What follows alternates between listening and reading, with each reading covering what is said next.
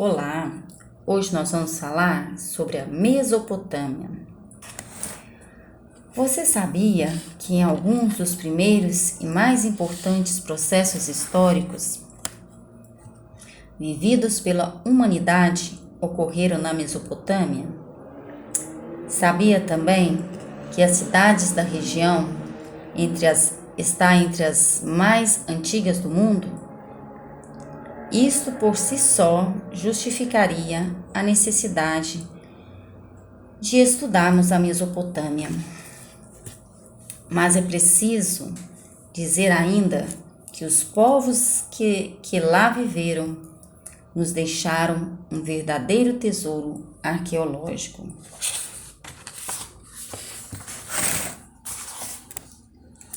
A palavra Mesopotâmia vem do grego e significa entre rios. Mesopotâmia é o nome dado a uma comprida faixa de terra cortada por dois grandes rios, Tigre e Eufrates. Ásia e África.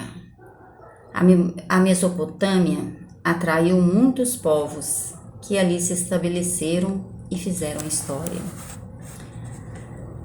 Na Mesopotâmia há pouca vegetação e o clima é quente e seco.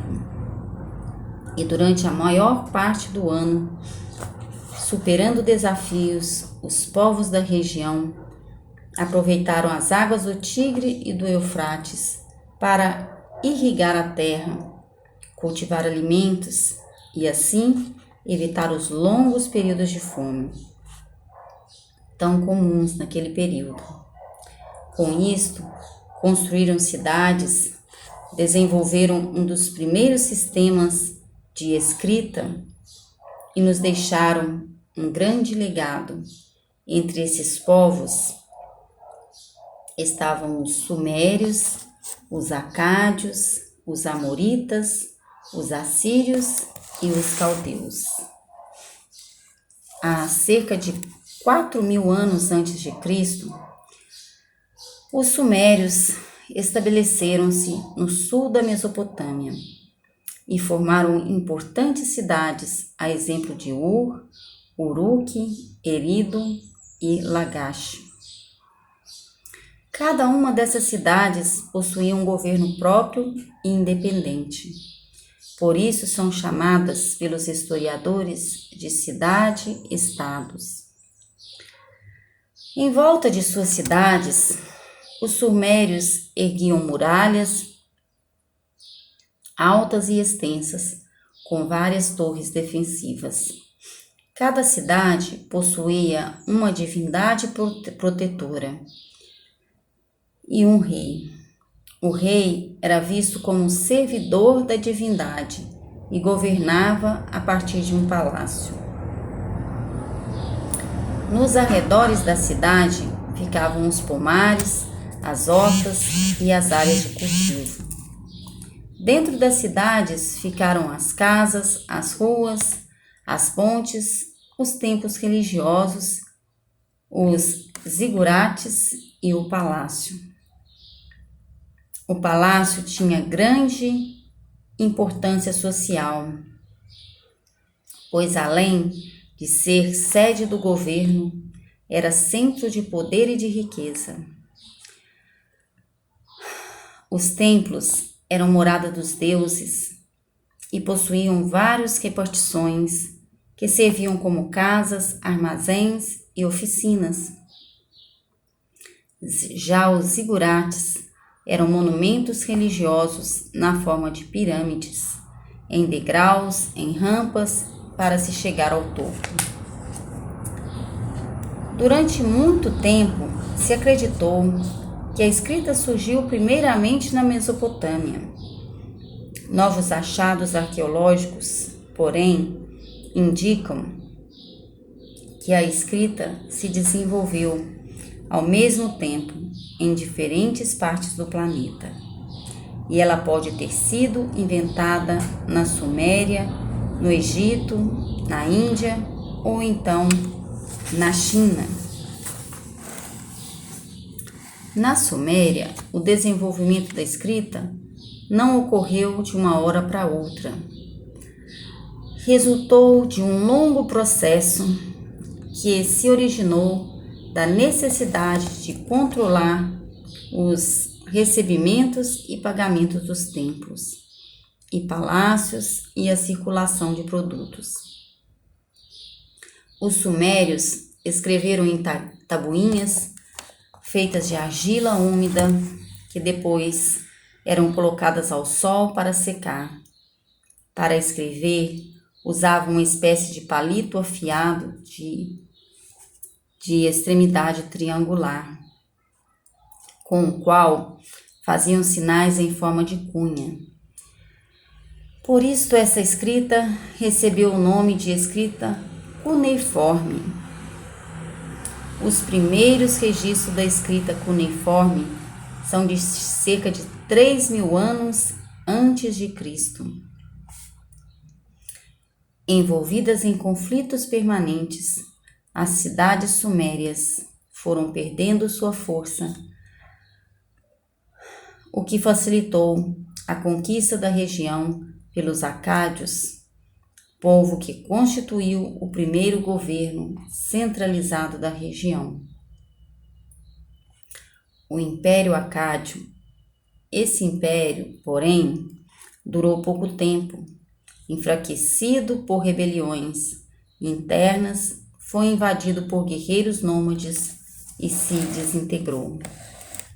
Por volta de 1900 a.C., os amoritas, um povo semita, vindo do deserto da Arábia, se estabeleceram no centro-sul da Mesopotâmia.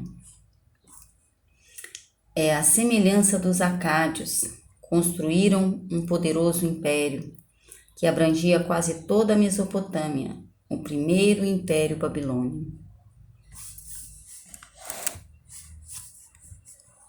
Hammurabi, o principal imperador babilônico, ocupou-se pessoalmente da administração de seu império, chegando a coordenar a construção de numerosos edifícios públicos, canais de irrigação e açudes. Sua obra mais célebre, porém, foi um código de leis que influenciou e ainda influencia o mundo atual, o Código de Hammurabi. Após o governo de Hammurabi, uma série de povos, entre os quais os hititas, conquistaram a Babilônia, causando a desintegração do império. Por isso, despontava na região o povo assírio. Os assírios, eles se estabeleceram no norte da Mesopotâmia. Uma série de intensa circulação de pessoas e povos entraram e saíram do vale da Mesopotâmico, na luta para garantir seu território.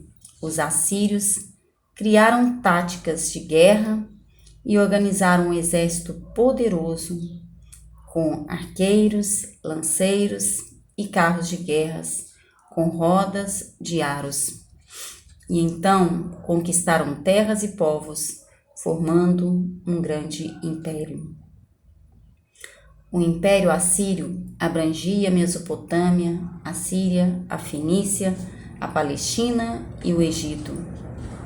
Os assírios justificavam a conquista de terras e a escravização de povos, dizendo que faziam isso para contentar Assur, seu principal deus.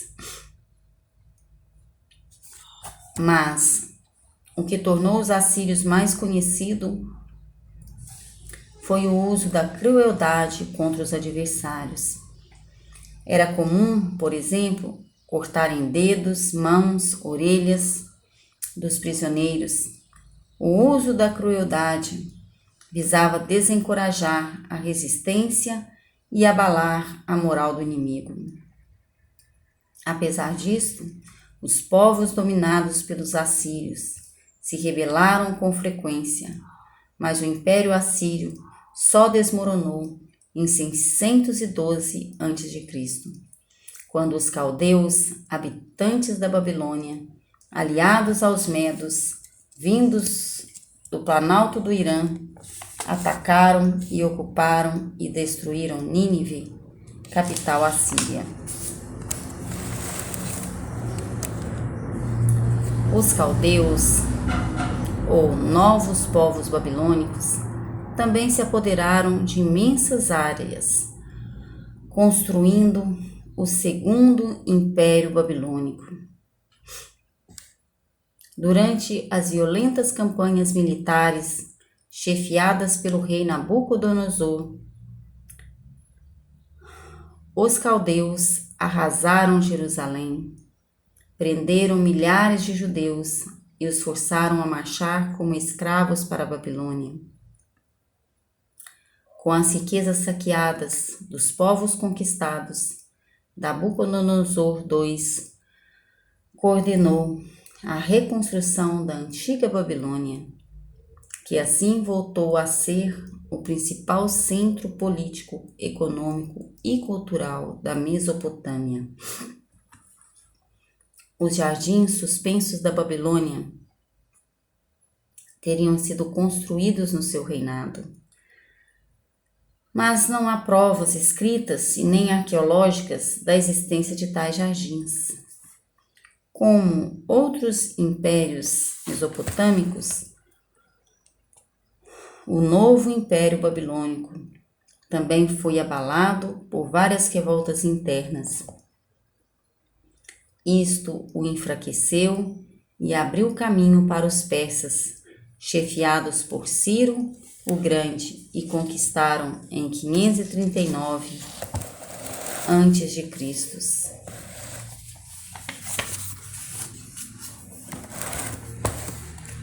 Na Mesopotâmia, o poder político era privilégio dos homens e passava de pai para filho. As mulheres quase nunca chegavam ao poder.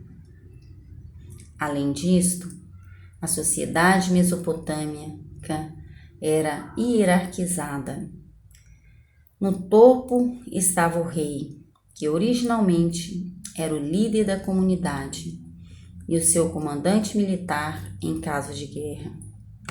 Abaixo do rei vinham os sacerdotes, os nobres e chefes militares, e a seguir os comerciantes, os escribas, os artesãos e, por último, os camponeses e os escravos. Os escravos eram prisioneiros de guerra ou pessoas que não conseguiram pagar as suas dívidas. Os povos da Mesopotâmia dedicavam-se à agricultura, à pecuária e ao artesanato e comércio. Usando as águas do rio Tigres e Eufrates, cultivavam cereais como a cevada, usada na produção da cerveja, o trigo, usada para fazer o pão. Além disso, plantavam também o linho e o algodão, usados na confecção de tecidos.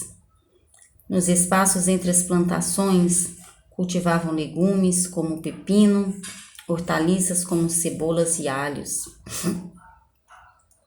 Ao redor das casas, cultivavam frutas, especialmente a tamareira.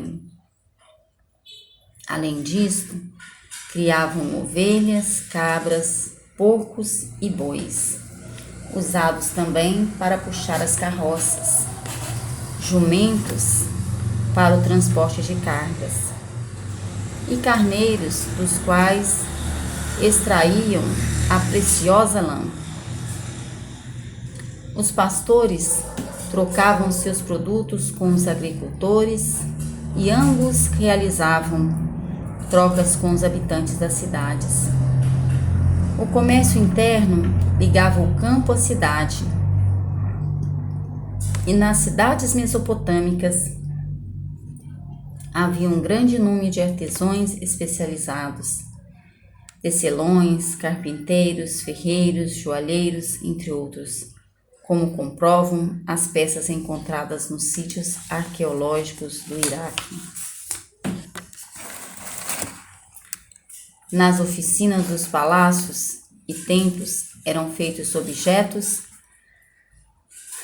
de cerâmica, madeira e metal, com acabamento refinado que continuavam sendo admirados até hoje. Mas como a Mesopotâmia era pobre em pedras, madeiras e metais, organizavam-se as expedições para buscar essas matérias-primas em lugares distantes, tanto a leste quanto a oeste. O comércio da Mesopotâmia com outras regiões era intenso. Seus mercadores percorriam longas distâncias, levando para outras regiões cereais, lã, tecidos e, na volta, traziam diferentes produtos. Da Ásia Menor vinha a madeira, o cedro e o cipestre. Do Egito, os metais, o ouro e a prata. Da Índia, artigos de luxo, marfim e pérolas. E quase todo o comércio era à base de troca. Parte da riqueza que circulava pela Mesopotâmia era entregue ao rei na forma de impostos, e os sacerdotes na forma de oferendas feitas aos templos. A população livre também era convocada a trabalhar em grandes obras, como palácios, templos e canais de irrigação.